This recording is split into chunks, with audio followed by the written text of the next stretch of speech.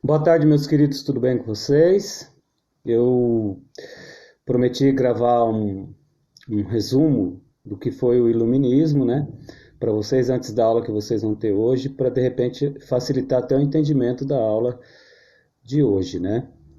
Portanto, o iluminismo ele não é exatamente um evento histórico, é mais uma ideia, um jeito de se pensar a vida que surgiu no século XVIII na França, tá?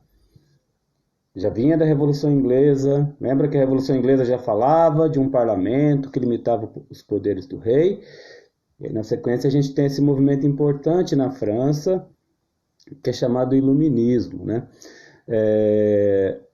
Surge na França, portanto, no século XVIII, e tem um objetivo, gente. O iluminismo ele tem um objetivo, ele pretende romper com os poderes absolutos do rei, daqueles reis que existiam ainda, principalmente na França e alguns lugares da Europa.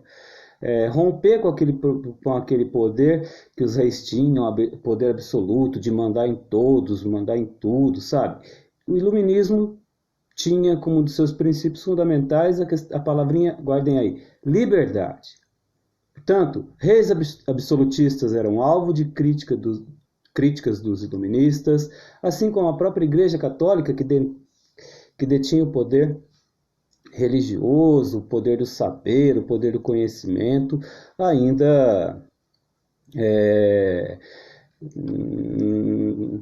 atuando fortemente na consciência de muitas pessoas daquele período. Tudo bem? Por isso o século XVIII, inclusive, fica conhecido como o século das luzes. Daí vem o nome iluminismo, né? Iluminar a mente das pessoas. Eu estou até com uma luz aqui. Iluminar a mente, esclarecer as mentes das pessoas para que elas possam agir com o pensamento e não mais com aquela emoção, né? Agir com o pensamento crítico, né? Por isso que uma das principais características do iluminismo é agir com a razão, ou seja, agir com o pensamento crítico frente às questões e para que assim você agindo com a razão e não mais com a emoção, você possa de fato lutar contra aquilo que te oprime, né? Se tem um rei que te oprime e você abaixa a cabeça, se tem de repente uma instituição religiosa, como era a igreja ainda em alguns lugares naquela época, que te oprimia e você abaixava a cabeça, então é só agindo com a razão, com o pensamento crítico sobre aquilo, é que você vai poder sair daquela vida, é que você vai poder mudar, entendeu? Mudar você, a sua vida pessoal e também a sociedade que você está vivendo, né? Portanto, as características principais do iluminismo a racionalidade, o uso da razão, né? O pensamento crítico frente às questões. Pensar criticamente sobre quem é aquele que te governa. Ele é absoluto, ele te oprime, ele não te dá as liberdades que são tão fundamentais, chamadas liberdades individuais, portanto você tem que modificar. E o iluminismo ele foi um movimento de vários pensadores, de vários intelectuais que surgiram na França e que começaram, basicamente, cada um ao seu modo, a escrever sobre liberdades individuais. Ou seja, a gente pode dizer que o iluminismo já é um princípiozinho ali de movimento democrático. Inclusive essa ideia, o iluminismo, ele vai inspirar, por exemplo, a independência dos Estados Unidos, em 1776. Talvez seja até tema da aula de hoje. 1776, o iluminismo vai inspirar a independência dos Estados Unidos. Muita gente dos Estados Unidos vinha para a França, se deparava ali com essas ideias de liberdade, de igualdade, fraternidade, do uso da razão, e voltavam lá para os Estados Unidos para lutar pela independência. O iluminismo vai inspirar a independência dos Estados Unidos, em 1776. Por quê? Porque ele fala basicamente em liberdades individuais. Então ele critica fortemente aqueles reis que governam com mãos de ferro, que são chamados reis absolutistas, critica fortemente instituições como a igreja, que ainda tinham poderes absolutos sobre a consciência das pessoas, não permitindo que as pessoas exercessem seu direito de expressão, por exemplo. É isso que o iluminismo vai criticar. Tudo bem? E aí, a gente pode citar alguns, eu não vou ficar repetindo toda a aula lá, mas só para vocês entenderem, vou citar alguns pensadores iluministas, alguns escritores daquele período que foram fundamentais para aquele período e até para a constituição das sociedades atuais, das sociedades democráticas atuais, porque o iluminismo, no fundo, é a gênese do pensamento democrático. Quando fala em liberdade, igualdade e até em fraternidade, que já é a gênese de um movimento democrático, que depois vai eclodir também na Revolução Francesa, que vocês vão estudar, na independência dos Estados Unidos, na independência dos países aqui da América Latina, no Brasil. Então, o iluminismo ele é um movimento que surge na França, mas ele se expande pelo mundo, né? E os seus principais expoentes, seus principais pensadores, eu vou citar alguns aqui. Então você tem, por exemplo, John Locke, né? John Locke era aquele cara que falava que todo homem tem direito à propriedade. Não é que o governo tem que te dar uma propriedade, mas você tem que ter direito a buscar essa propriedade, e às vezes isso é tirado da gente. Às vezes, quando a gente fala em democracia, a gente tem que pensar que ter direito a uma propriedade é um direito nosso. Não é que o governo tem que nos dar uma propriedade, uma terra, uma casa, não é isso que eu estou falando, mas é direito nosso, sabe? Direito à vida, à propriedade, a buscar isso. Então, John Locke está muito nessa linha do liberalismo, né? Do capitalismo democrático, onde você tem direito de correr atrás das coisas que você quer, atrás dos sonhos, de repente, de coisas materiais mesmo. Quando você fala em propriedade, você está falando de coisas materiais. Outro cara muito importante também, outro filósofo importante do iluminismo é o Voltaire. Voltaire, tá vendo aí? Escreve Voltaire, mas se lê Voltaire, que é o cara que fala da liberdade de expressão. Olha aí a liberdade de expressão, gente, tão falado hoje em dia, né? Você poder se manifestar, dizer o que pensa, com responsabilidade e tal, né? Voltaire é o cara que vai falar que todo ser humano tem direito a se expressar livremente. Isso, inclusive, está na nossa Constituição. Na lei maior do Brasil está isso, a liberdade de expressão. Ela é fundamental. E o Voltaire é um dos primeiros a dizer isso. Um dos primeiros no mundo moderno, né?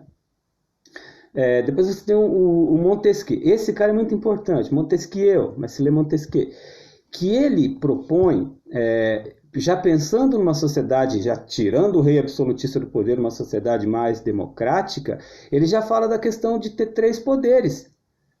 E quando ele fala dos 3 poderes, que é o poder executivo, o poder legislativo, ele que cria isso, poder judiciário. Então ele está falando que é para o poder não ficar nas mãos de uma pessoa só, como era no caso nas mãos dos reis, entendem? Então, por exemplo, quando ele fala no poder legislativo, são o parlamento, por exemplo, aqueles que vão escrever, votar e criar as leis. O executivo seria aquele que depois iria lá promulgar, carimbar as leis, como o presidente da República é hoje, né? Os judiciários são aqueles especialistas em leis, os juízes que vão julgar se essas leis podem entrar em ação ou não. Então, a questão dos 3 poderes, um vai estar controlando o outro, entende? O Brasil é assim hoje. Você tem lá o poder legislativo, que é a Câmara dos Deputados e o Senado, que faz e votam as leis. Depois elas vão para as mãos do Executivo, né? Portanto, o Senado e a Câmara dos Deputados é o poder legislativo.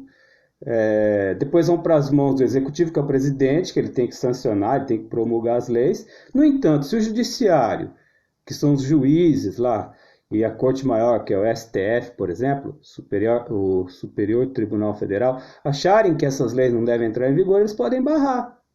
Então, o Montesquieu tem uma frase muito bacana que diz assim, ó, só o poder freia o poder. O que quer dizer isso? Os 3 poderes, eles podem frear o outro, os abusos do outro. Então, o Montesquieu, ele é muito importante. Por quê? Porque ele que cria a ideia de uma sociedade ter esses 3 poderes. E aí, tendo esses 3 poderes, em tese, tá, gente? Porque isso, na realidade, a gente sabe que às vezes não funciona muito bem, mas em tese, você tem 3 poderes, um que faz a lei, que é o legislativo, outro que executa, que é o executivo, e o outro que julga para ver se essas leis podem ser boas ou não para a sociedade. Sacaram? Isso foi criado lá no século XVIII, essa questão dos 3 poderes, e hoje ela faz parte de muitos países no mundo, inclusive do Brasil. Sacaram qual é a importância histórica de fazer essa relação? E um outro também que dá para destacar, um outro pensador iluminista muito importante, que é o Jean-Jacques Rousseau, né? coloquei Rousseau aí, mas é Rousseau que se lê, que ele diz que, e aí ele é bem democracia isso, né? Ele diz que tem que haver um contrato, ele chama de contrato social, governante e povo, né? E a vontade, diferentemente dos reis absolutistas, a vontade não tem que ser do rei, a vontade tem que ser do povo que coloca o governante lá. Portanto, ele diz, tem que ter esse contrato, mas quem manda, na verdade, é o povo, né? O governante tem que governar segundo os desejos do povo.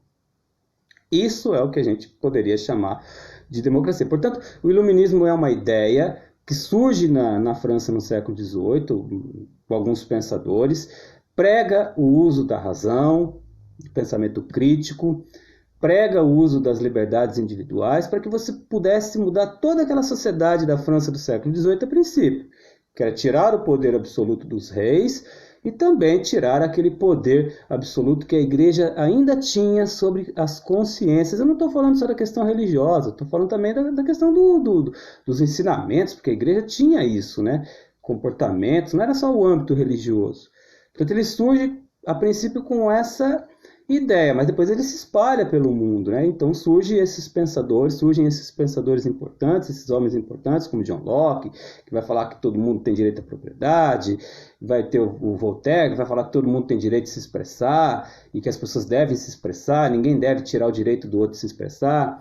Vai surgir o Montesquieu, aí esse sim muito importante, que vai criar a ideia dos três poderes, onde não haja uma pessoa sozinho mandando. E vem também o Rousseau falando que a vontade não deve ser do governante, mas sim do povo que o coloca lá, entendeu? Então, o iluminismo a gente pode falar que ele é a gênese de uma democracia. A gente pode falar isso. E ele vai inspirar tanto a independência dos Estados Unidos, como a Revolução Francesa, que vai acontecer na França depois, olha que coisa fantástica. Vai influenciar na independência dos países aqui da América, na independência do Brasil, por exemplo. Tudo bem? Espero ter ajudado vocês. Um grande beijo. Até daqui a pouco que nós temos aula, beleza? Abraço.